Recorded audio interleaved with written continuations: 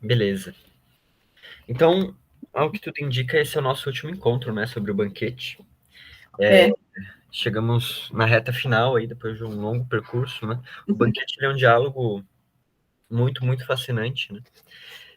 E vários dos comentadores do Platão, né, salientam que esse talvez seja o diálogo mais belo, né, mais artisticamente bem acabado de Platão, né? Porque ele brinca com vários estilos literários, ele, enfim, a composição é muito bem feita, né? Uhum. Bom, então nós havíamos parado, né, no último encontro, no finalzinho do discurso do Sócrates, em que ele fala, então, sobre a contemplação do belo, né, Uhum. e que aquele que contempla o belo, de repente, tem uma visão daquilo que proporciona beleza a todas as coisas, né? Então, a ideia original do belo, digamos assim, né, a ideia verdadeira. Só para relembrar, né, em 211D a gente vai encontrar isso. Então, desculpa, 211C, né? Uhum. Ele dá um resuminho do processo aí da escala do amor, na escala amores. E em 211D, ele explica pra gente como é que tal pessoa vive a vida, né? Como é que tal pessoa se comporta diante da cidade, diante dos outros, etc, né? Uhum.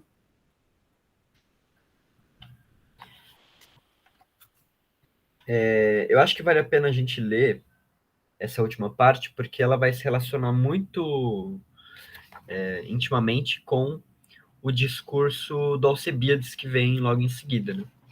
Então aqui eu vou ler em 211D. Então ela diz, olha, é nesse momento, quando se contempla o belo ele mesmo, e em nenhum outro, meu caro Sócrates, que a vida para o homem é digna de ser vivida, disse a estrangeira de Mantineia. Se um dia o vires, ou seja, né, o belo, não te parecerá ser igual a ouro, vestimenta, belos meninos ou rapazes, diante dos quais ficas tu e também muitos outros, atordoado e disposto a não comer nem beber. Se isso fosse possível, desde que vejas o amado e sempre estejas com ele, para somente contemplá-lo e estar em sua companhia. Ok? Então, ela diz que. Nossa, você lê direto do grego? Não, aqui eu tô lendo na tradução da. Ah, tá, porque é um pouquinho diferente dessa, ó. Ah, é, sim, as A traduções sua geralmente parece um pouco diferem. mais fácil É, de é. entender. A 34, assim, né? Aí eu acho que quem traduziu foi o André Malta, né? Foi. Eu não lembro exatamente. É José Ah, Cavalcante tá. de Souza. Então, é um pouquinho mais tranquila. Essa aqui. Mas o grego é igual.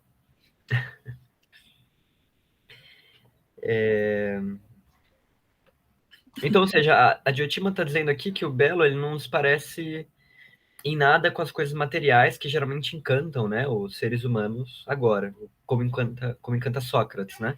Então, o ouro, a beleza das pessoas, etc.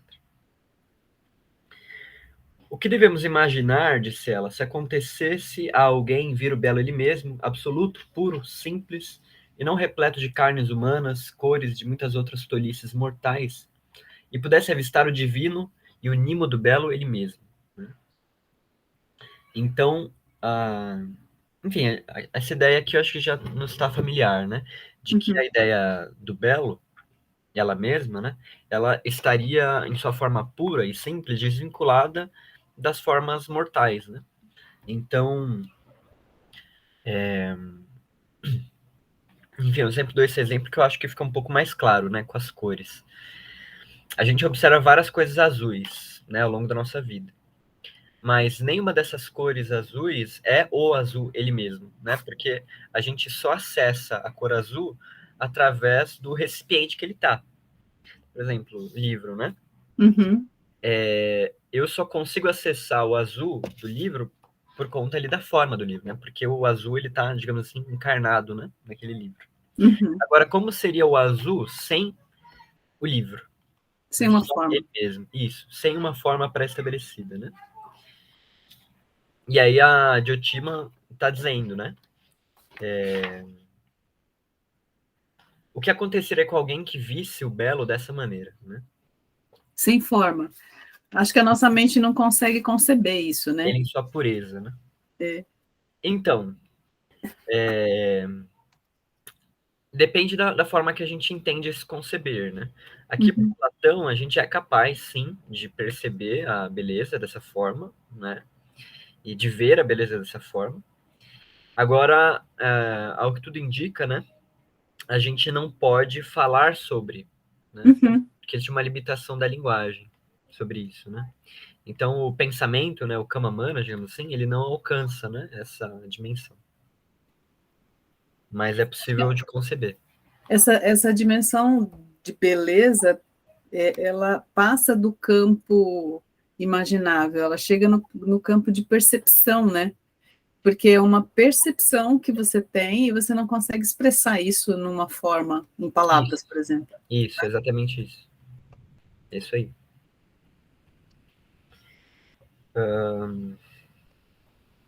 E aí ela continua, né? Acaso crês, disse ela, que seja banal a vida daquele que volta os olhos para o belo e devidamente o contempla e convive com ele?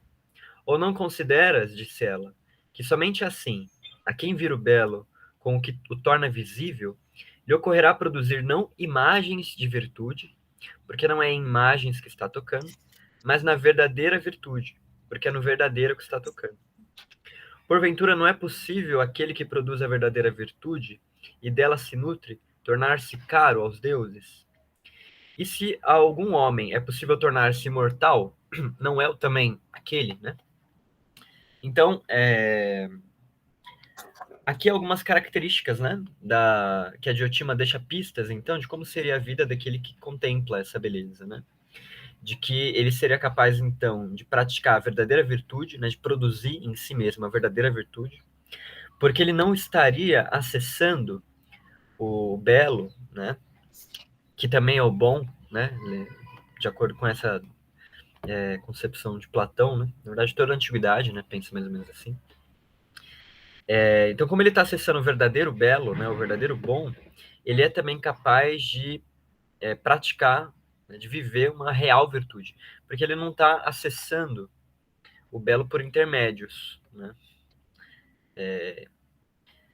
É como a gente aqui, né? A gente está lendo a obra do Platão através de um intermédio que é o português, né? Uhum. A tradução. E por isso ocorrem certas divergências, né? Às vezes a gente... Enfim, aqui, por exemplo, eu estou lendo uma coisa que na sua está outra coisa, né? Uhum. Agora, no grego, se a gente estivesse lendo, seria a mesma coisa, né? Uhum. Então, é, é mais ou menos por aí, né? Falar nisso de nós, grego, você sabe grego, né? Eu sei um pouquinho. Você não podia dar aula de grego para nós? Então, eu dei um tempo atrás, mas aí a turma foi Definhando. andando, assim. Porque não é fácil, né? Assim, não é. Não, requer, eu acho que requer bastante estudo em casa também, né? Não é só na tua aula, Sim. né? E também uma certa assertividade, assim, né? Assertividade não, qualquer palavra, assiduidade nos Nas encontros. aulas. É. E foi também durante o período da pandemia, né? Então tava aquela loucura, assim. Dessa vez eu tente de novo, né? Vamos ver. Então, talvez se você fizer online à Aham, noite, num dia diferente, assim, o pessoal passa. tá. Eu não sei a sua agenda, deve estar lotada a sua agenda, né? Não, pior que não. Não? Tô mais tranquilo, assim. Então, porque a sua experiência dessas aulas é quantas horas? Uma hora? É, por volta de uma hora. Acho que é o suficiente para introduzir o assunto. Mas aí uma hora assim de aula, né? E a Uhum. pessoa traduz, faz os exercícios em casa, né? Acho que Sim. esse é o grande ponto, né? Porque assim, na aula, ok, né? A gente conseguia manter. Agora, se as pessoas não fazem os estudos em casa, né? Não evolui, né? Igual o inglês, né? Estagnado. Não evolui. No grego é isso. Mas se você for, eu estou interessada, porque quem sabe na escolástica você monte Sim, e a sim. gente paga uma taxa, né? Sei lá. Vamos ver o formato certinho. Tá Mas eu bom. tô disponível. Que era interessante ler isso aqui direto do grego, hein? Sim, sim. O grego aqui não é exatamente fácil, né? Mesmo não é muito complicado, não. Que mais? Daí, então, depois dessa revisão da vida, né, daquele que contempla o belo, o Sócrates, então, faz uma finalização do discurso, né, se dirigindo ao Fedro, né, que é o pai do discurso, então aquele que está presidindo, né, a organização ali do discurso. Uhum. E, enfim, e aí ele decide, né, que Fedro então julgue se esse discurso está adequado ou não. Tá? É mais um recurso retórico, né, para finalizar mesmo o discurso. Como se fosse um fechamento dele, né? Isso, o fechamento, né? E aí, quando Sócrates termina de falar, todo mundo aplaude, né? Muitos aplausos. Menos Aristófanes. O Aristófanes estava tentando falar alguma coisa ali no meio dos aplausos, mas ele estava sendo abafado, né? Por conta dos aplausos. E ele estava tentando falar alguma coisa porque Sócrates ele faz uma menção, né? Ao discurso do Aristófanes, relacionando o amor com a falta, né? Enfim. Uhum. E o Aristófanes provavelmente queria contestar alguma coisa, né? Mas aí não dá tempo, né? Todo mundo aplaude. E quando, durante esses aplausos, né? Aqui disse, né, que subitamente a porta do pátio é golpeada e faz muito barulho, como de foliões, e ouve-se a voz de uma flautista, né? Então a casa do Agatão é invadida, né, por uma série de foliões, e Agatão, ele manda os servos irem verificar, né, se for algum dos amigos, para convidar. Se não for um amigo, fala que eles já foram dormir, para não acontecer nada. Mas, e aí um tempo depois, né, as pessoas ouvem a voz de um personagem central aqui no banquete, e também na antiguidade, né, e na obra do Platão também há uma discussão, né, mas o Alcebiades é também um personagem central dentro da obra do Platão. Enfim, eles ouvem a voz do Alcebiades, né? Alcebiades era sofista? Não, então, Alcebiades, ele é um personagem muito, muito interessante. O Alcibiades, ele era um político e general ateniense, né? Uhum. Reza a lenda, né, que ele era muito, muito bonito. E muito charmoso, muito galante, sabe? Aquela figura política central, né? Ideal. Não digo ideal, mas era a figura, uma das figuras mais importantes ali dentro da política da época. Entendi. E o Alcibiades, que eles escutam, né? Tá completamente bêbado, gritando, perguntando onde que tá o Agatão e mandando o servo de Agatão para que levassem ele e o cortejo dele até o Agatão. Então os servos levam ele até o Agatão e, enfim, todo mundo entra ali no banquete, né? Então aquela que era uma situação organizada, né? Paulatina, onde cada um tinha a vez de falar, etc., é totalmente subvertida aqui pela chegada do Alcibiades. Pelo barulho. Sim, e ele tá com a cabeça coberta de várias fitas, né? Essas fitas, elas são a indicação, né, de alguém que foi vitorioso em alguma competição, né? Eu vou ler aqui a notinha.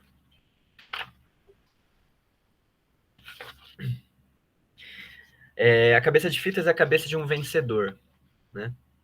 E aí o Alcibiades diz: Salve, senhores! Acolhereis um homem muito embriagado para beber convosco? Ou devemos partir, limitando-nos a coroar Agatão, motivo pelo qual viemos? Ontem, disse ele, eu não pude vir, mas hoje eis-me aqui com essas fitas na cabeça, para passá-las de minha cabeça para a cabeça do mais sábio e mais belo, se assim posso dizer, e coroá-lo. Acaso rireis de mim por estar embriagado? Eu, apesar de vosso riso, sei bem que digo a verdade. Mas dizei-me agora, nessas condições, devo entrar ou não? Quereis ou não beber comigo? E aí, olha que educado, Que né? bêbado educado, né? Por isso que eu digo, né? Extremamente charmoso, educado. O Alcibiades é uma figura encantadora, assim, no diálogo de Platão. E a gente já vai ver, talvez, né, o quão esse encantamento ele faz parte da obra do Platão. E ele, então, pergunta, né, se pode entrar, porque o objetivo dele era coroar o Agatão. Porque lembremos, né, a situação ali toda do banquete acontece porque o Agatão havia vencido no dia anterior um concurso de tragédias, né? Então é uma Uhum. comemoração. E o Alcibiades ia passar essa coroa de fitas para ele, né? E aí todo mundo convida o Alcibiades, fala para ele entrar, né, e se reclinar para beber com eles, né? E Agatão chama. E eu vou ler essa parte também que é muito, muito interessante, né? Os detalhes, as imagens que se colocam são muito significativas para a literatura do Platão, né? Então, Agatão chama, e ele vai, levado por seu séquito, e retirando ao mesmo tempo as fitas para coroar Agatão. Tendo-as diante dos olhos, então, ou seja, ele está com uma coroa de fitas, e a visão dele ele está limitada, né? Porque elas estão caindo. Tendo-as diante dos olhos, ele não vê Sócrates, e, no entanto, senta-se ao lado de Agatão, entre este e Sócrates. Então tá Sócrates e Agatão, Alcibiades vai lá e senta no meio dos dois, né? E aí, quando ele vê Sócrates, ele se afasta. Sentando-se, abraça e coroa Agatão.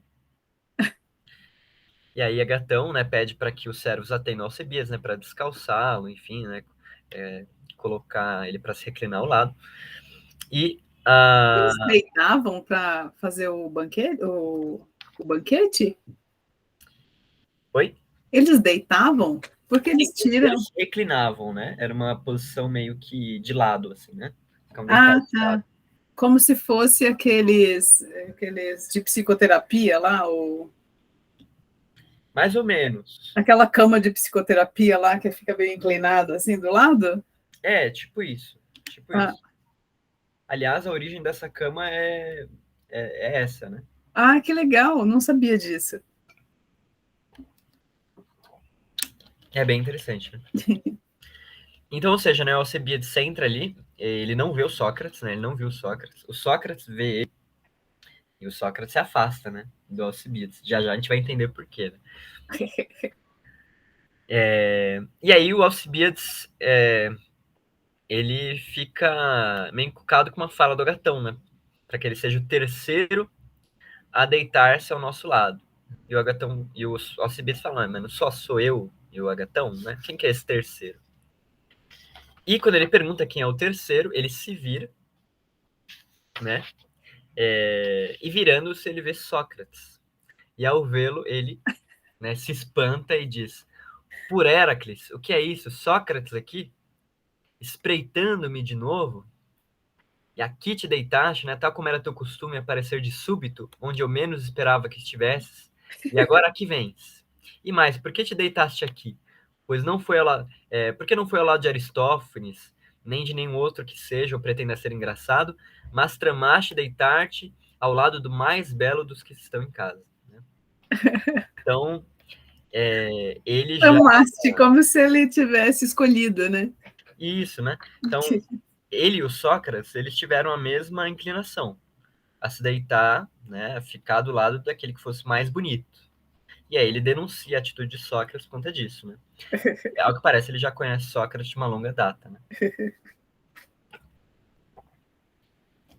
E aí Sócrates, ele apela pro Agatão, né? Fala, ó, Agatão, vê se me defende desse cara, né? Porque ele diz o seguinte, o amor deste homem se tornou para mim um não pequeno transtorno. Desde aquele tempo em que o amei, não mais me é possível nem olhar nem conversar com nenhum outro belo. Que esse aí com ciúmes e inveja faz de mim horrores, me insulta e a custo controla as mãos. Acusar. Que Né? coisa linda! Ou defende-me, caso ele tente alguma violência, pois eu tenho muito receio da sua loucura e da sua paixão. Então, olha que interessante, né? Alcibiades, ele é alguém caracterizado aqui já nos primeiros momentos da sua chegada, né? Como alguém tomado por Eros, tomado de paixão, né? De amor, e uma paixão enlouquecedora. Por quem? Por Sócrates, né? Alcebiades é louco por Sócrates, né? Isso aparece não só no banquete, mas em outros diálogos, né? Mas assim, ele admira ele pelo conhecimento dele ou é uma paixão carnal? É uma paixão carnal. Nossa! Ele é pirado no Sócrates, gamado no Sócrates, né? E reza a lenda, olha que interessante, reza a lenda que o Sócrates era feio, muito, muito feio, né? Então, como assim, né? O cara mais belo, mais charmoso, mais elegante, né? Mais boa pinta da cidade, se apaixona por praticamente um morador de rua, não, um mendigo, feio, É. tal, como Sócrates, né? Onde que tá esse Eros? no Alcibíades, né? Uhum. Como é que se produz esse encantamento? Se não pela matéria, né? É o que vai ser dito aqui. Então é importante, né, fazer esse paralelo entre a O figura do Sócrates Alcibiades. fala quase igual uma criança, né? Muito Sim, receio. muito receio, né? Porque o Eros de Alcibiades é muito poderoso.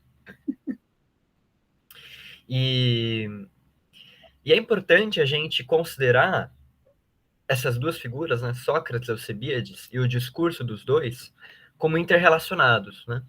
Quando Alcibiades fizer o seu discurso, isso vai ficar mais claro. Mas basicamente o que se coloca aqui é que Sócrates ele trata de Eros a partir de uma perspectiva teórica, né? Teológica, teórica, enfim. E Alcibiades trata de Eros a partir de uma perspectiva inteiramente prática. Só que os dois vão falar exatamente as mesmas coisas. Isso a gente Nossa, que vai interessante. ver como que é construído, né, essa relação. E aí Alcibiades, quando vê nessa fala do Sócrates apelando para o Agatão, ele fala: entre mim e ti, todavia, não há reconciliação. Que ele guarda um rancor dele. Mas depois eu me vingarei de ti por isso. E aí, então, ele passa, né, as coroas, as fitas, né, a coroa dele pro Agatão. E, e aí ele vai fazer uma coisa muito interessante, né? Ele vai dizer assim, ó, ele diz, Agatão, agora, porém, Agatão, passa-me algumas fitas. Então ele vai tirar algumas fitas da cabeça do Agatão, né? Para que eu cinja a magnífica cabeça deste aqui, e ele não me possa censurar por te haver coroado. Pois a ele, que vence em argumentos a todos os homens, não somente ontem, tal como tu, mas sempre, ainda não o coroei. E aí, nesse inteirinho, tomando das fitas, coroa Sócrates e se reclina. Né? Então, além dele coroar o Agatão, ele coroa também Sócrates, né? Por conta de ser também um vencedor nos discursos, nos argumentos, não somente ontem, como o Agatão foi, né? Mas por... Mas é incrível que um homem considerado tão bonito, um político, né? Ele não tinha família? Ah, não, porque quem era político não podia ter família, né? Não tinha família, né? Tinha? A grande parte dos cidadãos, eles tinham família, né, na Grécia. O Sócrates, inclusive, também, né? Ele tem 3 filhos, né? Uhum. Então, então, sim, essa ideia de que os políticos não podem constituir família é uma ideia da república, né? Da Ah, tá, cidade não ideal do Platão, mas não entendi. da realidade da Grécia ali naquele período, né?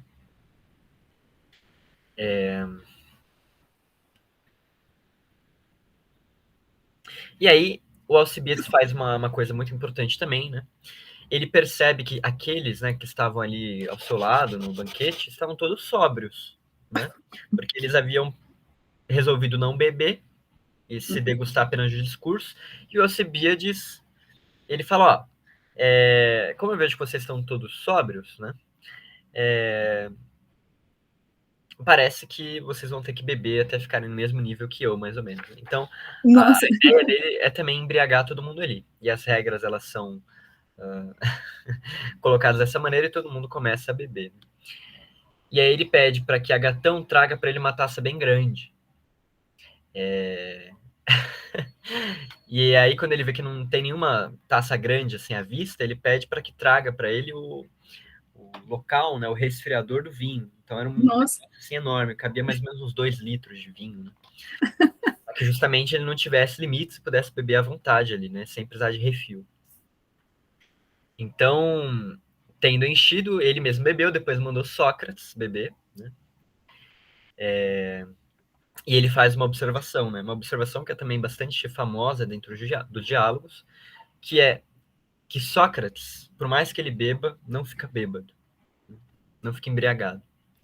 Então ele planejou deixar todo mundo bêbado, mas ele diz assim: contra Sócrates o meu ardil é vão, pois quanto se ele instar, tanto ele vai beber, sem contudo se embriagar jamais. E vai aí, ver, ele bebe num ritmo menor, né? Ele bebe mais não, devagar, né? no mesmo ritmo, porque ali, qual que é a questão também, né? as pessoas dentro desses banquetes, elas não bebem à vontade, não bebem assim conforme o gosto, né? É como se fossem rodadas, né? Então todos bebem a mesma quantidade, na próxima rodada também todos bebem a mesma Nossa, quantidade. Era eu muito que não bebo, pesado, assim. eu que não bebo nada, se eu bebesse uma taça, eu já estava caindo morta. Então, né? Então, eu também, eu sou muito forte. Mas é dito isso, né?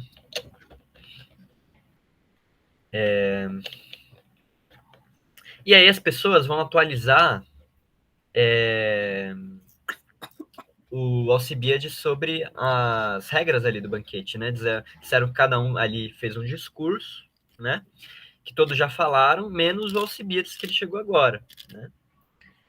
E aí o Erixímaco vai dizer o seguinte: tu, porque ainda não falaste e estás embriagado, é justo que agora fales e que após falar ordenes a Sócrates o que quiseres. E este é o da direita e assim por diante. Ok? E aí o Alcibiades vai se defender, né? Por um instante, ele vai dizer, olha, o discurso de quem tá sóbrio, o discurso de quem tá bêbado é diferente, né? E ele vai dizer, olha, isso foi Sócrates que falou por último, né? Então, né, como é que eu vou falar depois disso, né? E ele ainda tira um sarro, né, do discurso de Sócrates. Ele diz o seguinte, ó. E além do mais, ó bem-aventurado, né? Aqui ele está se dirigindo ao Erixímaco. Pões fé no que Sócrates há pouco disse? Não sabes que é tudo ao contrário do que ele dizia? Pois ele, se eu louvar alguém em sua presença, seja um deus, seja outro homem, que não ele, não hesitará em me bater. E aí o Sócrates começa a ficar bravo com ele, né? Ele pergunta, ó, você não vai calar a boca, né? Diz Sócrates. E o Alcebiades continua a tirar sarro do Sócrates, né? Ele diz, pro Poseidon, não digas nada contra, porque não louvarei nenhum outro na tua presença, né? Então Alcebiades aqui, ele pinta o Sócrates como alguém ciumento, né? De elogios. Que ele projeta a raiva dele no Sócrates, né? Ele tá tirando um sarro do Sócrates aqui, né?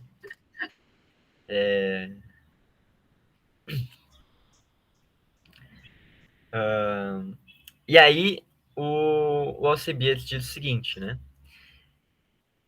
Já que o Alcebiades diz para o Sócrates que ele não vai louvar nenhuma outra pessoa na presença do Sócrates, somente o Sócrates, né? Ele considera então inadequado fazer um discurso em homenagem a Eros. E resolve fazer o quê? Um discurso em homenagem a Sócrates. Né? Um empome de Sócrates. E aí o Sócrates diz, ei, por quê? Né? Que pretendes? Louvar-me para me expor ao ridículo? O que você fará? Né? E aí o Alcibiades diz o seguinte, direi a verdade, vê se a aceitas. Né? Então, o Alcebiades, né? Sabe aquela coisa de que aquele que tá bêbado só diz a verdade? Né? Aqui, esse ensinamento meio que é levado à risca, né? Então, Alcebiades, ele promete que, apesar da embriaguez dele e do seu desgosto com Sócrates, né? Visível desgosto com Sócrates, desgosto que tem um lado de ciúme, de paixão. Sabe aquela pessoa que cutuca alguém porque gosta? E eles é meio assim, né? E aí ele Já diz, que, não olha, tem, já que ele não tem o amor, que pelo menos tem a ira dele, não né? é? Sim. E aí, então, Alcibiades vai fazer esse discurso prometendo dizer toda a verdade sobre Sócrates. Né? E ele vai dizer ainda o seguinte: tu, porém, age assim, né? O Sócrates, se dirigindo ao Sócrates. Se eu não dizer a verdade, interrompe-me se quiseres. E diz que estou mentindo, porque por vontade própria não mentirei. Se, porém, ao relembrar, troca uma coisa por outra, não te admires, pois não é fácil, no meu estado, dar conta da tua excentricidade com detalhes e ordenadamente. A gente já viu, né, que Sócrates também é uma pessoa rigorosa, né, com o discurso, com a formulação lógica, né, das coisas. Ele, né, refuta o Agatão a partir de princípios lógicos, né? E aí o Alcibiades vai dizer, ó, né, se eu errar alguma coisa, me desculpa, porque eu tô bêbado e não vou dar espaço para sua excentricidade. Mas olha que interessante, mesmo bêbado, ele ainda consegue ter esse discernimento de que ele está bêbado, os outros estão sóbrios, né? Sim, sim. E que ele não vai dar conta de tudo. E ele sabe também como opera o método socrático, né? Tudo isso, o que que indica, né? Indica que o Alcebiades e o Sócrates, eles têm uma longa história de convivência, né? Tanto que alguns estudiosos, eles interpretam o discurso de Alcibíades como quase como um discurso autoral de Platão, dele próprio falando do mestre, só que na boca de Alcibíades, né? Uhum. É claro que a relação entre Sócrates e Alcibíades já era bem conhecida desde a antiguidade, né? De novo, né, eles têm alguns estudos que tentam relacionar a condenação de Sócrates com a figura do Alcibíades, né? Porque Alcibíades, aqui no banquete, no auge da sua fama, que era uma figura adorada, né, por toda a democracia grega e tal, ele logo após vai se tornar um traidor da Grécia, né? Porque ele vai na guerra tomar o lado dos espartanos, depois vai trair a Grécia e depois inclusive vai trair os espartanos com os persas, né? Então ele Nossa, vai ser uma figura muito controversa e odiosa dentro das cidades, né? Aqui ele ele é está no muito, auge da popularidade ele é por muito conta das... volúvel, né? Isso, né? Aqui ele está no auge da popularidade por conta das expedições contra os espartanos, né? Aqui é o período da Guerra do Peloponeso, então entre Atenas e Esparta, né? E Alcebiades se destacava, né, em algumas batalhas e tal. Então, aí ele está no auge da popularidade.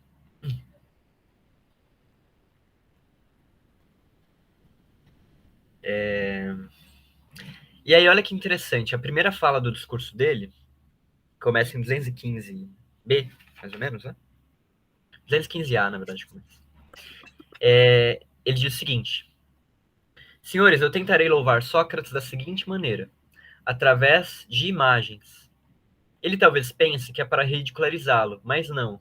A imagem será no interesse da verdade e não do ridículo. Isso é particularmente importante porque, em certa altura das obras do Platão, sobretudo as obras de maturidade, né, os diálogos intermediários, né, ele vai chegar, em alguns momentos, no limite da argumentação teórica, né? Por exemplo, ele chegou ali, ele estava explicando logicamente alguma ideia, algum conceito e tal, e de repente a explicação ela se torna insuficiente ou se torna repetitiva, se estagna, né, por meio das palavras. E aí o que que ele coloca no meio? Um mito, uma imagem, né? Então, é a mesma coisa no Fedro. Então, o Sócrates estava explicando alguma coisa para o Fedro não estava entendendo direito, né? E aí o que, que o Sócrates faz? Conta um mito, né? O mito da bigalada, etc. Né? Aqui, o que acontece no banquete é parecido, né? Porque o Alcibiades, ele vai louvar Sócrates não por meio de um discurso coeso e tal, né? Enfim, lógico, mas através de imagens, através de um mito, né? E as imagens, elas vão, né, ir montando essa figura de Sócrates de um jeito que talvez as palavras não conseguiriam explicar, né? E a primeira imagem que ele coloca é uma imagem muito interessante, né? Ele vai dizer assim, ó: Digo então que ele se parece muitíssimo com aqueles silenos expostos nos ateliês, os quais os escultores representam com seringes ou aulos, e que, quando abertos, mostram em seu interior estatuetas de deuses. Aqui provavelmente se tratava de uma moda dos artesãos, né, do artesanato da Grécia da época, que era fazer uma estátua, né? Deixa eu pegar uma estátua. Que era fazer uma estatuetinha de um sileno, que era uma espécie de sátiro. Era um ser muito, muito feio, grotesco, assim, da mitologia. Alguém que ficava perseguindo a beleza das ninfas a todo momento, né? Um cara, assim, sabe, um ser da floresta, né? Depois você pode pesquisar os silenos. E aí o que acontece? Dentro desse sileno tinham portinhas, né? E aí a pessoa abria as portinhas e dentro tinha a imagem de um deus maravilhoso e tal, né? Então essa era uma moda do artesanato da Grécia, né? E o Alcibiades diz que o Sócrates se parece com isso, né? Por fora, um sileno, uma figura grotesca, né? Mas que quando você abre, no seu interior tem a figura de um deus maravilhoso. Que lindo. É uma declaração de amor. Não é? E aí ele vai ainda dizer assim, que no aspecto, né, que na forma, eidos, né, aspecto exterior, é semelhante a eles, aos silenos, nem tu mesmo, Sócrates, o contestarias, né? Então, novamente, né, porque reza a lenda que Sócrates era muito feio. Mas que também te assemelhas em todo o resto, é o que agora terá de ouvir. Ok? No que mais ele se assemelha aos silenos? O sileno, sobretudo esse sátiro, né, que ele diz aqui, o sátiro Márcias, que é também famoso na mitologia, ele era um excelente flautista, né? E Alcibiades vai dizer que Sócrates encanta com palavras, tal como Márcias encanta com a sua flauta. Tá? Ok? E ele vai dizendo que esse encantamento produziu em Alcibiades um efeito, né? De forma que ele próprio se encontrou encantado pelo aquilo que Sócrates dizia, né? Sem instrumento, com meras palavras, faz o mesmo. E aí ele diz, ó, nós quando ouvimos, eu estou lendo aqui em 215D, Uhum. nós quando ouvimos outros assuntos de outro orador, por melhor que ele seja, não temos nele, por assim dizer, nenhum interesse. Mas quando é a ti que ouvimos, ou a outros dizendo os teus discursos, ainda que seja um orador medíocre, ficamos todos enlevados e extasiados, seja mulher, homem ou jovem ou ouvinte, né? Aqui é um primeiro passo, né, um primeiro ponto de relação ao discurso anterior, porque Eros afeta a todos, independente do gênero, né? Uhum. E ele diz, eu, senhores, se não corresse o risco de parecer embriagado, vos diria sob juramento o que eu próprio sofri e ainda hoje sofro com seus discursos. Tá magoado. Então, quando ouço muito mais que aos coribantes, meu coração salta e lágrimas escorrem com suas palavras. Ouvindo Péricles e outros grandes oradores, eu julgava que falassem bem, mas não experimentava nada semelhante. Nem minha alma se transtornava, nem se indignava por eu estar reduzido à servidão. Com esse Márcias, muitas vezes, né, aponta para Sócrates. Porém, eu me sentia de tal modo que a vida que eu levava me parecia inviável, né? Então, o discurso de Sócrates é capaz de transformar, né, de transtornar, indignar, enfim, a pessoa em de determinada forma, que Alcibiades diz, ó, eu me sentia de tal modo que a vida que eu levava me parecia inviável, né? Então, o discurso de Sócrates é transformador, a gente pode colocar assim, né? A prática filosófica do Sócrates é transformadora.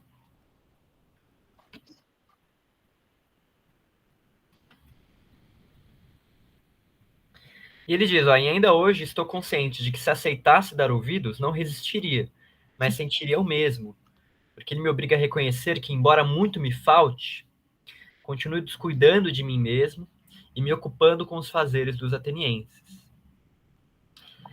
Ou seja, Sócrates está dizendo para Alcibiades que a vida política que ele leva, né, a vida preocupada com os afazeres da cidade, com tal, né, com a profissão, com a imagem, com a reputação, é uma vida inútil se não tiver filosofia, né?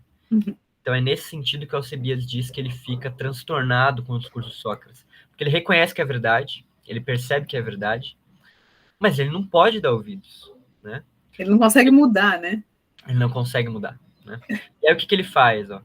Tal como se fugisse de sereias, tapo então com força os ouvidos e bato em retirada, a fim de que ali mesmo sentado ao seu lado eu não envelheça. Senão eu passaria a vida ao lado do Sócrates. Ele quer Diante... seguir a filosofia, né? Ele Oi? quer seguir a filosofia, só que o chamado da realidade é maior para ele, né? Exato. Da Ele não matéria. quer abrir mão, ele não quer abrir mão. É. Somente diante dele eu me envergonho, pois estou consciente de que não posso negar que seja necessário fazer o que ele manda. Mas quando dele me afasto, então quando ele fica longe do Sócrates, né? Sou vencido pelas honrarias populares. E aí eu evito, fujo dele, e quando o vejo, me envergonho das coisas com as quais concordei. Então, quando ele se afasta do Sócrates, ele volta para a vida da cidade e tal, faz um monte de besteira, e aí quando ele se encontra com o Sócrates novamente, ele se envergonha e fala, nossa. Por isso ele odeia o Sócrates, né? Ele fala, como é que você faz eu sentir uma coisa dessa, né? Eu que sou tão importante e tal. Sofrer desse jeito. Desse jeito, né? Perceber a vagueza da minha vida, né? Muitas vezes eu desejaria que ele não estivesse entre os homens. Mas se isso acontecesse, bem sei que muito maior seria o meu sofrimento. De tal forma que não sei o que fazer com esse homem. Né? Ele não quer ele nem perto nem longe. Tá? E aí ele diz que não só ele, né, mas muitos outros sentiram a mesma coisa, né? Provavelmente se referindo aos discípulos do Sócrates e ao próprio Platão aqui, né? E aí ele vai dizer então que, né, através desse discurso, ele vai fazer com que os outros convidados, né, aqueles que não tiveram a mesma convivência com Sócrates, conheçam ele da mesma maneira. E ele vai pintar o Sócrates da seguinte maneira: observar que Sócrates é amante dos belos e sempre os rodeia com eles e se encanta, e que além disso também ignora tudo e nada sabe. Né? Você lembra da primeira caracterização de Eros? Quem que era Eros? É um amante da beleza. Que persegue, rodeia tudo que é belo, mas qual que é o porém? Né? Apesar dessa euforia, né, dessa vontade de estar próximo da beleza, do conhecimento, etc., ele nada sabe. Porque ele é filho de Poros e Penia, né, do recurso, da pobreza.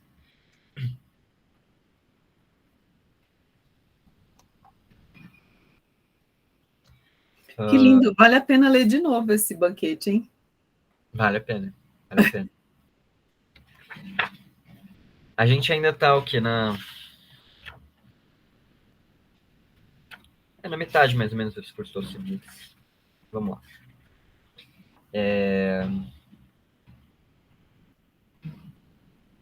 Saber que nem por quem é belo ele se interessa. Ao contrário. Despreza-o tanto quanto ninguém suporia. Nem por quem é rico, nem por quem goza de honrarias glorificados pela multidão. Para ele, todos esses bens não têm nenhum valor, e nós não somos nada, eu vos asseguro. E ele passa a vida ironizando e brincando com os homens. Mas quando fica sério e se abre, não sei se alguém já viu as estátuas de dentro. Né? Então, dessa esculturazinha. Eu mesmo, certa vez, já as vi e elas me pareceram tão divinas, valiosas, perfeitas, maravilhosas, que era obrigatório fazer imediatamente o que Sócrates mandasse. E aí Alcebiades, então, ele pensa o seguinte, não, julgando que ele estivesse interessado na minha juventude, como aquela relação de amado e amante, né, a relação da paiderastia, que acontecia na Grécia, né? Então Alcebiades, ele julgava que o Sócrates estava interessado nele por conta da sua juventude, por conta da sua beleza, né? Eles são rapazinhos. Então. Ele acha admirável a sua boa sorte, como se fosse possível, pelo prazer dado a Sócrates, ouvir tudo quanto ele sabia, tanto me orgulhava da minha beleza. Então ele diz, olha, por eu ser belo, eu vou poder ficar na companhia de Sócrates, porque é isso que ele quer, né? Ele quer o prazer que eu posso proporcionar a ele. E aí, com tais pretensões, né, ele achando isso, ele uma vez dispensou o seu acompanhante, né? Porque os rapazes naquela idade dificilmente andavam sozinhos. E aí ele, né, dispensa o acompanhante para estar sozinho na companhia do Sócrates. Né? Fiquei a sós com ele. E aí é um momento de confissão, né? Dá para imaginar que todo mundo no banquete está assim, né? Coitado do Sócrates. E aí ele diz, devo dizer-vos toda a verdade, prestar atenção. E tu, Sócrates, se estou mentindo, refuta-me. Pois fiquei, senhores, a sós com ele, e supunha que ele logo fosse conversar comigo o que um amante conversaria com um amado quando a sós. E alegrava-me. Né? Ele achou que o Sócrates ia começar a dar em cima nele, passar a mão no cabelo dele, coisa assim, né? Mas nada disso aconteceu. Tal como era habitual, depois de conversar e passar o dia comigo, saiu e se foi. Depois disso, convidei-o a exercitar-se comigo. e empenhei-me nos exercícios com a intenção de conseguir algo. Naquela época, as pessoas da Grécia se exercitavam no ginásio, né? E gymnos se refere justamente à parte íntima, né? Porque no ginásio as pessoas ficavam completamente nuas. Nossa. Então, o Alcibiades disse que se empenhou no exercício, né? Na intenção de conseguir alguma coisa com Sócrates, ou seja, de seduzi-lo, né, com a sua beleza. Ele então passou a se exercitar comigo e muitas vezes lutávamos, sem ninguém mais presente. E a luta tem um contato, né, corpo a corpo. Uhum. E que devo dizer, eu não tinha mais o que fazer. E já que assim eu não conseguia nada, pareceu-me que devia agarrar o homem à força e não deixá-lo escapar, uma vez que o tinha à mão.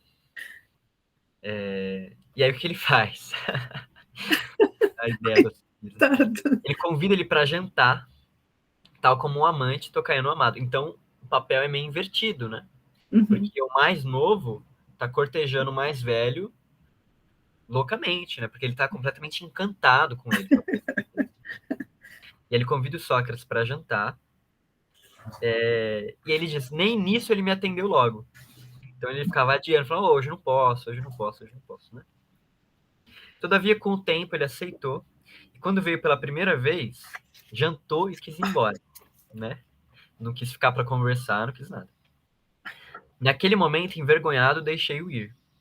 Mas ele repetiu, né? Repeti a cilada e logo depois do jantar, prolonguei a conversa a noite adentro. E quando ele quis partir, alegando que era tarde, consegui forçá-lo a ficar, né? Então ele conseguiu fazer o Sócrates dormir na casa dele. E ele repousava no leito contíguo ao meu, no qual jantara. E ninguém mais dormia no cômodo senão nós. Até esse ponto do discurso, eu bem poderia contar a qualquer um.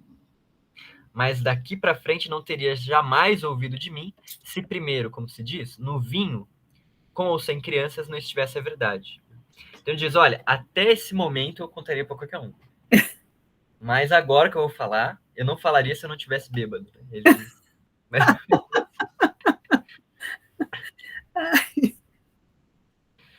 E depois não me pareceria justo omitir a soberba atitude de Sócrates.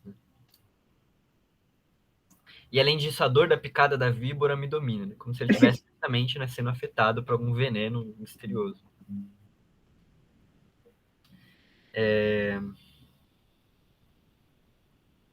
Porque dizia-se também, né, naquela época, que aquele que sofria da picada de uma víbora não conseguia falar sobre isso para aqueles que nunca tinham sido picados por uma cobra, né? Porque a dor é inexplicável, assim, só quem passou sabe o que é, né? Sim. E Alcibiades fala assim, eu que sofri a dor da picada da víbora, posso contar, né, porque vocês também já ouviram Sócrates discursar agora.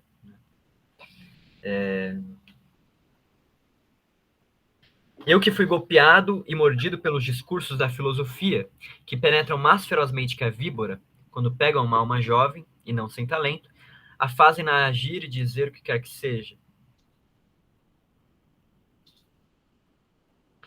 E além disso, vem dos Fedros, os Agatãos, Erixímacos, Pausânias, Aristodemos, Aristófanes e o próprio Sócrates, e quantos outros, pois todos vós têm de participação no delírio filosófico e em seu furor báquico, né? Então, o que o Alcibiades está dizendo é que o discurso filosófico, em questão de engajamento, né, em questão né, de sedução, ele é muito poderoso, né? Ele é capaz de induzir as pessoas a seguirem o caminho da filosofia, né? Detalhe, ele não fala aqui que é por uma via lógica, que a pessoa fala, putz, é verdade, né? Então vou começar a fazer isso. É por uma via de eros que o discurso filosófico opera, né? É verdade. Então é por uma paixão, né? Por um afeto. Não é por uma percepção racional, tá?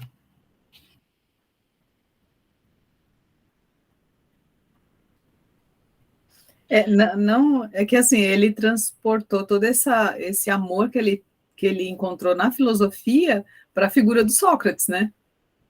Sim, sim. Né? Porque, na verdade, ele se apaixonou pela filosofia primeiro, né? Sim, sim. E ele achava que o Sócrates continha essa filosofia, então ele queria a forma, né? Exato, né? Exato. Ele queria possuir aquilo, né? Possuir Sócrates. E aí, ele dizendo, né, que não falaria isso se estivesse bêbado, ele diz ainda, ó, e todos aqueles profanos, servos, rústicos que estejam aqui, né, que tapem os ouvidos. E aí ele diz, quando então, senhores, a lâmpada se apagou e os serviçais partiram, pareceu-me que não devia mais ser ambíguo com ele, mas falar abertamente o que pensava. Então eu, cutucando, né, o Sócrates na cama, disse, Sócrates, estás dormindo? De modo algum, ele respondeu. Conheces a minha decisão? Que decisão? E aí o Alcebiades disse, tu me pareces de ser o único digno de tornar-se meu amante. Vejo que hesitas em me cortejar, porém eu me sinto assim e considero totalmente tolo não te comprazer nisso. E sem algo mais preciso, da minha riqueza ou dos meus amigos. Nada para mim vale, nada para mim vale mais do que me tornar o melhor possível. E para isso, não creio que haja colaborador mais eficaz do que tu. Eu, se não favorecesse um homem assim, muito mais me envergonharia perante os sábios do que se favorecesse perante a multidão nessa, né? Então, Alcebiades diz que ele considera no Sócrates a única pessoa capaz de levar ele para um estágio melhor. Capaz de torná-lo melhor. Uhum. E ele diz assim, olha, e eu não me consideraria equivocado se então me deitasse com você, né? Desse o prazer que você quisesse. E aí ele diz, não só do corpo dele, né? Mas da riqueza, dos amigos, da influência política dele, né? Tudo que Sócrates precisasse, o Alcebiades daria, né? Olha como se inverte totalmente o papel do amante e do amado, né? Essa oferta seria feita pelo mais velho, tá? Em troca, né, dos favores sexuais. Né? E aí ele, depois de me ouvir, respondeu com a ironia habitual. E olha que interessante essa fala do Sócrates, né?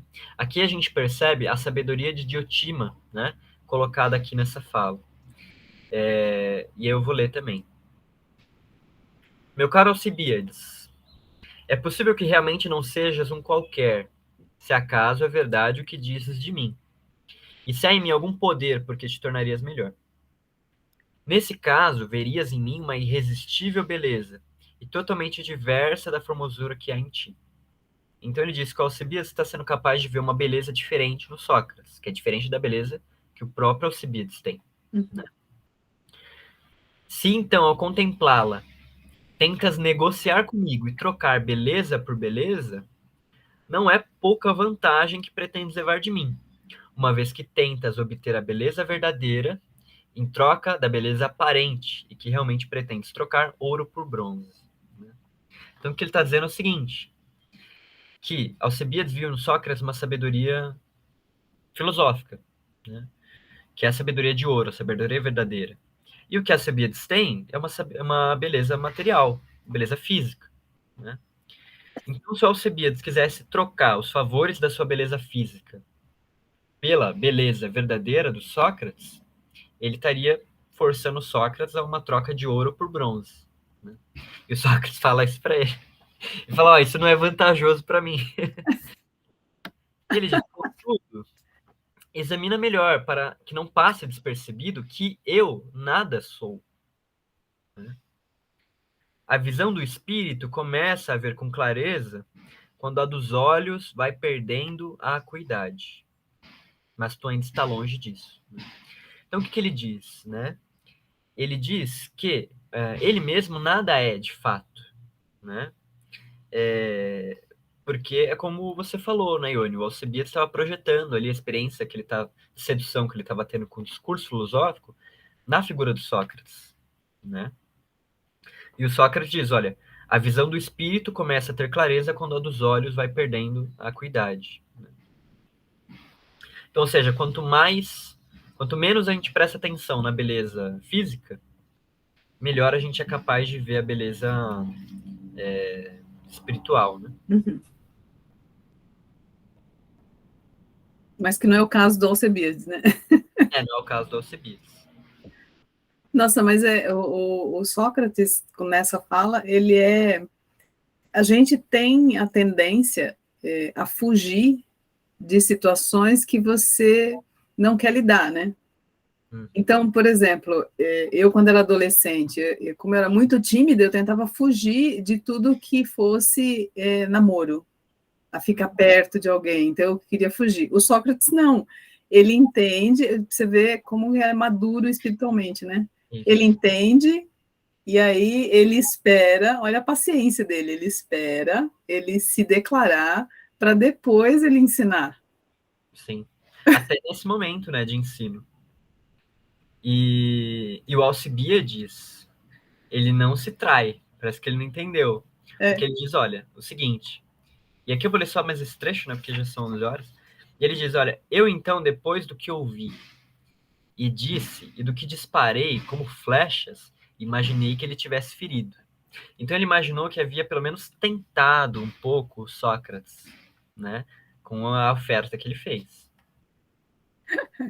E aí, sem me permitir que ele me dissesse algo mais, né, então meio que calando a boca do Sócrates, para que ele não pudesse ser dissuadido, ele se levantou e cobriu com a minha túnica. E ele aponta, com esta minha túnica, que ele está usando no dia, né? Pois era inverno. E deitei-me sobre o seu manto desgastado, e envolvendo em meus braços este homem verdadeiramente luminoso e admirável, passei assim a noite inteira. Então ele dorme abraçado com Sócrates. E nem nisso Sócrates dirá que minto. Apesar de eu ter feito isso tudo, ele triunfou. Desprezou e zombou da minha beleza, insultando o que eu supunha ser o meu melhor. Senhores juízes, né? E ele se refere aos convidados, né? Pois sois juízes da soberba de Sócrates. Pelos deuses, pelas deusas. Sabei que despertei ao lado de Sócrates, depois de ter passado a noite sem que houvesse nada mais extraordinário do que se eu tivesse dormido com meu pai ou com um irmão mais velho. Ele fala, não aconteceu nada, tentei de tudo. Né? Ai, que lindo que é o Sócrates, né? É um pai mesmo, né? E aqui,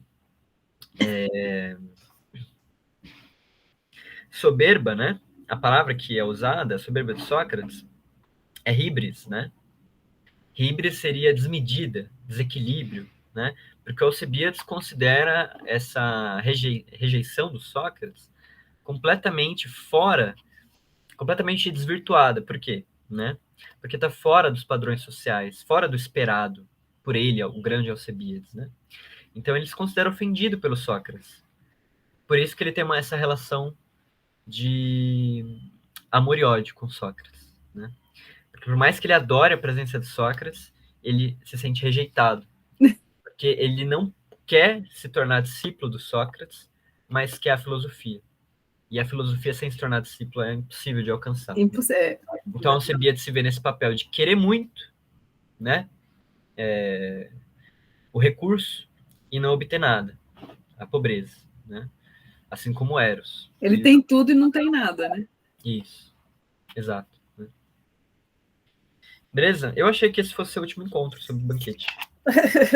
E vamos ter mais um. Não tem mais um. É bom porque o pessoal que faltou dá para dar uma recordada, né? É, sim. Eles e eu acho que essa parte final do discurso do Alcibiades, eu acho que é interessante eu ir lendo mesmo, paulatinamente, para a gente pegar os detalhes, né? Porque ele é o fechamento mesmo do negócio, né? Então ele está amarrando todas as pontas, né? E é interessante, eu estava vendo, teve uma aula sobre Gestalt, lá, acho que é sobre percepção, sensação, alguma coisa assim. E eles falam sobre a teoria Gestalt, né? Que, claro, que isso não existia na época de Platão. Mas eu estava lendo sobre Gestalt e é o mesmo que fala nesse discurso sobre formas, sobre os padrões que o nosso cérebro cria, da percepção do ambiente e das coisas que acontecem, né? Então, a Gestalt, ela vai fazer isso, ela vai fazer esse resgate, né? Vai fazer com que você observe e vai te apresentar esses padrões para que você tenha a escolha de transformá-los. E aí, essa Gestalt, ela é usada amplamente em imagem, em propaganda, né? Porque ela representa sempre aquelas imagens duais, elas fazem com que você não perceba as duas ao mesmo tempo. Você tem que focar numa para você perceber, ou focar a outra. A nossa mente não consegue perceber as duas ao mesmo tempo. Né? Igual aqueles rostos que tem um trecho alegre, né? Sim. E aí, isso é Gestalt, você Uhum. vai entendendo como funciona e você é livre para escolher o que você quer fazer. A percepção é muito importante, né? Sim. Pelo menos nessa época, né, o Platão já havia entendido que o sensível, né? Então, o estímulo sensível, ele é o caminho, né? Para que seja levado à virtude, enfim. Não existe outra. Não é pela lógica, pela racionalidade que as pessoas elas são convencidas a algo, né? É necessário, né? Como diz ali no Banquete Eros, né? O afeto, o estímulo, o sentido, né? E também tem uma outra coisa eu achei bem interessante da Gestalt, que nesse banquete fala bastante, que assim, e dá para ver no exemplo do Sócrates e do Alcibiades, né? Uhum. O Sócrates, ele tem uma inteligência que direciona os sentidos dele, Uhum. né? Já o Alcibiades, não. Ele tem os sentidos e ele acredita piamente nos sentidos, mas ele não coloca uma inteligência, um fundo filosófico ou de teos, né? Uma coisa mais elevada, né? E aí, os sentidos dele acabam sendo uma distorção da realidade, na verdade, né? Já o Sócrates usa a inteligência, e é o que diz o Plotino, né? Os sentidos, eles são, assim, passíveis de deformação se você não tiver uma inteligência que direcione, Uhum. né? Sim, E sim. aí é bem explícito isso no Platão e no Alcebiades, né? É isso mesmo. Uhum. É por aí mesmo. Então tá. Até o próximo encontro, né, Tinós? Obrigado. Até a próxima. O pessoal perdeu uma riqueza hoje. Ah, tá gravado. Tá bom. Tchau, Iane. Obrigado. De nada.